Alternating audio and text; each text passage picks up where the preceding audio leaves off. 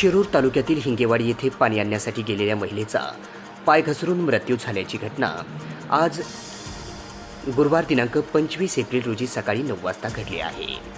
April महिन्यातच तालुक्यातील नागरिकांना पाणी टंचाईच्या झळा जाणवू लागल्या आहेत।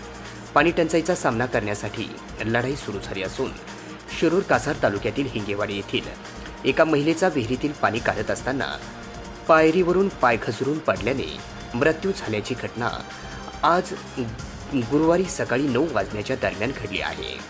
तालुक्यातील पाणी टंचाईचा सामना करताना पहिला बळी गेला असून भविष्यात पाणी प्रश्न किती गंभीर असणार आहे याची जाणीव करून देणारा हा आहे। तर तालुक्यातील हिंगेवाडी येथील चंद्रकला दगडू फुलमाळी वय 40 वर्ष राहणार हिंगेवाडी या आपल्या मुलासोबत पाणी आणण्यासाठी विहिरीवर गेल्या होत्या। यावेळी विहिरीतील तुटलेल्या पायरीवरून पाय निसटल्याने त्या खाली पडल्या। यावेळी त्यांचा 4 वर्षाचा पुतण्या सोबत देखील होता। त्याने सदरील प्रकार पाहिल्यानंतर तो घराकडे पळत गेला आणि घडलेला प्रकार सांगितला। यावेळी आजूबाजूचे लोक विहिरीकडे पळाले, परंतु तोपर्यंत मृतदेह विहिरीच्या तळाला गेला होता।